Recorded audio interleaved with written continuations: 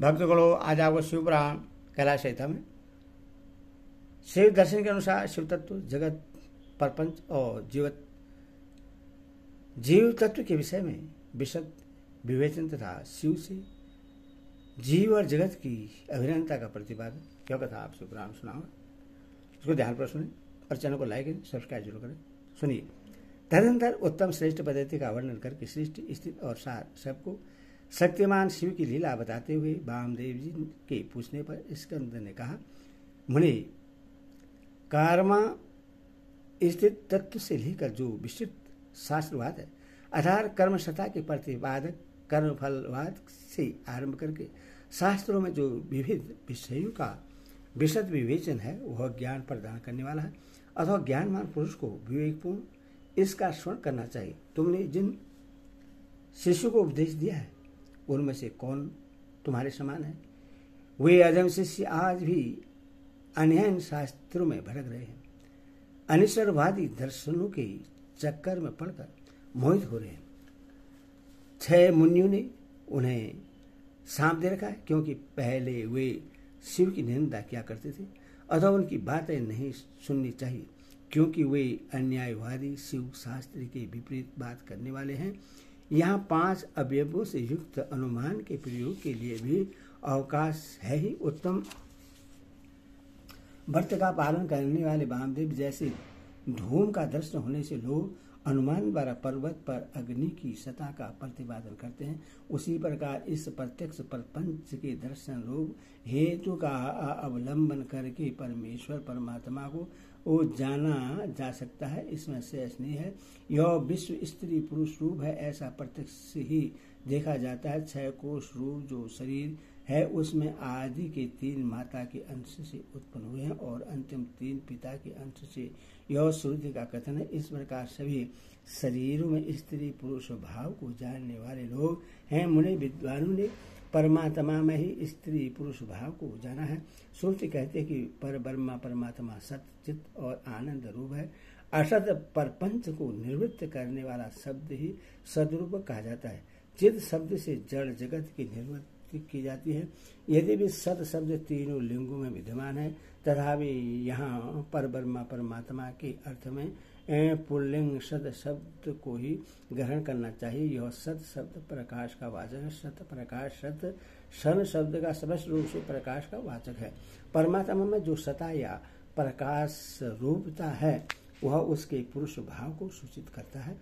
ज्ञान शब्द का पर्यायवाचक जो चित्त शब्द है वह स्त्रीलिंग अर्थात परमात्मा में चिद्रूपता उसके स्त्री भाव को सूचित करती है।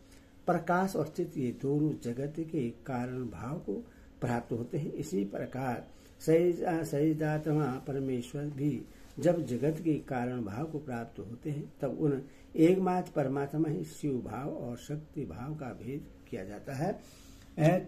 जब तेल और बत्ती में मलिनता होती है तब उसकी प्रकाश में भी मलिनता आ जाती है। चीता की आग आदि में अशिवनता और मलिनता सर्वस्व देखी जाती है अथवा मलिनता आदि आरोपित वस्तु है उसका निर्वर्तक होने के कारण परमात्मा के शिव तत्व का ही श्रुति के द्वारा प्रतिपादन किया गया है। जीव के आश्रित जो चित्त शक्ति है वह सदा दुर्बल होती है। उसकी निवृत्ति के लिए ही परमात्मा में सार्वकालिक सर्वशक्तिमता विद्यमान है। ईश्वर बलवान है, शक्तिमान है। यह व्यवहार देखा जाता है। महामुनि वामदेव लोक और वेद में भी सदा ही परमात्मा का स्वरूप और शक्ति स्वरूप का साक्षात्कार कराया गया है। शिव और शक्ति के सहयोग से निरंतर आनंद प्रकट रहता है। अतः मुनि उस आनंद को प्राप्त करने के उद्देश्य से ही पाप रहित मुनि शिव में मन लगाकर निरामय शिव परम कल्याण एवं परमानंद को प्राप्त हुए हैं।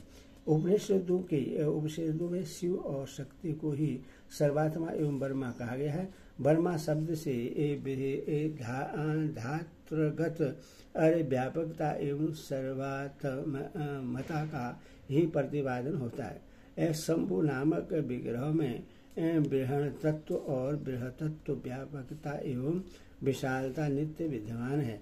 सगो जातादि पंच ब्रह्मामय शिव विग्रह में विश्व की परिस्थिति ब्रह्मा शब्द से ही कही गई है। वामदेव हंस पद को उलट देने से सोहम पद बनता है। इसमें प्रवण का पारकट कैसे होता है यह तुम्हारे शनि बस मैं बता रहा हूँ, सावधान होकर सुनो। सोहम पद में से साकार और आकार नामक व्यंजनों को त्याग देने से स्थूल ओम शब्द बच जाता है जो परमात्मा का वाचक है। तत्वदर्शी मुनि कहते हैं कि उससे महामंत्र रूप जानना चाहिए। उसमें जो सूक्ष्म महामंत्र है उसका उद्धार मैं तुम्हें बता रहा हूँ। हंस पद में 3 अक्षर हैं, ह उ ह अ स। इन तीनों जो अ है वह 15 अनुस्वार और 16 विसर्ग के साथ है। साकार के साथ जो अ है वह विसर्ग सहित है। वह यदि साकार के साथ ही उठकर हम के आदि में चला जाए तो हंस के विपरीत सोहम यह महामंत्र हो जाएगा। इसमें जो साकार है वह शिव का वाचक है, अर्थात शिव ही साकार के अर्थ माने गए हैं। सक्यात्मक शिव ही उस महामंत्र के वाचार्थ हैं, यह विद्वानों का निर्णय है। गुरु जब शिष्य को इस महामंत्र का उपदेश देते हैं तो सोहम पद से उसका सक्रियात्मक शिव का ही बोध करना अभिष्ट होता है, अर्थात वह यह अनुभव करे कि मैं सक्रियात्मक शिव रूप हूँ। इस प्रकार जब यह महामंत्र शिव जीव परक होता है अर्थात जीव की शिव रूपता का बोध कराता है, तब पशु जीव अपने को सक्रियात्मक एवं शिव का अंश जानकर शिव के साथ अपनी एकता सिद्ध हो जाने से शिव की समानता का भागी हो जाता है। अतः श्रुति के प्रज्ञान ब्रह्मा इस वाक्य में जो प्रज्ञानम पद आया है उसके अर्थ को वो दिखलाया जा रहा है। प्रज्ञान शब्द चैतन्य का पर्याय है, इसमें शेष नहीं है। मुने शिव सूत्र में यह कहा गया है कि चैतन्यम आत्मा अर्थात आत्मा ब्रह्मा या परमात्मा चैतन्य रूप है। चैतन्य शब्द से यह सूचित होता है कि जिसमें विश्व का संपूर्ण ज्ञान तथा स्वतंत्रता पूर्वक जगत के निर्माण की क्रिया स्वभावतः विद्यमान है, उसी को आत्मा या परमात्मा कहा गया है। इस प्रकार मैंने यहाँ शिव सूत्रों की व्याख्या की है। ज्ञानम बंध यह दूसरा शिव सूत्र है। इसमें पशु वर्ग जीव समुदाय का लक्षण बदलाया गया है।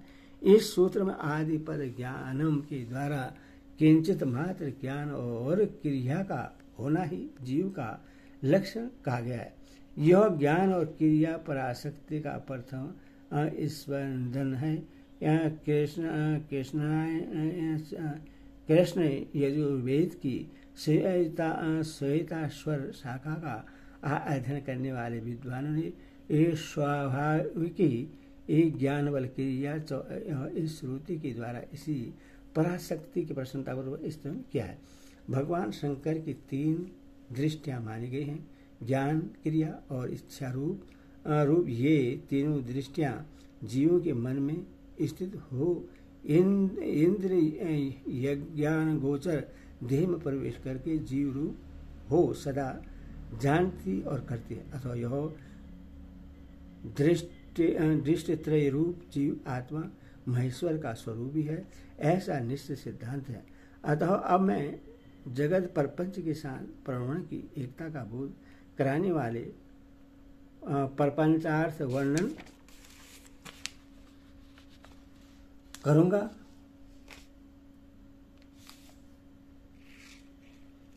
ओम्याद सर्वस्तम अर्थात यह प्रत्यक्ष दिखाई देने वाला समस्त जगत ओंकार यह सनातन श्रुति का कथन है। इसमें प्रवण और जगत की एकता सूचित होती है। तस्माद इस वाक्य के आरंभ करके तीर्थ श्रुति में संसार की सृष्टि के कर्म का वर्णन किया है। वामदेव उस श्रुति का जो विवेकपूर्ण तात्पर्य है उससे मैं तुम्हारे सन्निवश बता रहा हूँ, सुनो। शिव शक्ति का सहयोग ही परमात्मा है, यह ज्ञानी पुरुषों का निश्चित मत है। शिव की जो पराशक्ति है उससे चिद शक्ति प्रकट होती है। चिद शक्ति से ये आनंद शक्ति का प्रादुर्भाव होता है। आनंद शक्ति से इच्छा शक्ति का उद्भव होता है। इच्छा शक्ति से ज्ञान शक्ति और ज्ञान शक्ति से पांचवी क्रिया शक्ति प्रकट होती है। मुने इन्हीं से निर्वृत्ति आदि कलाएं उत्पन्न होती हैं। चित शक्ति से नाद और आनंद शक्ति से बिंदु का पारगट्य बतलाया गया है। इच्छा शक्ति से मकार प्रकट हुआ है।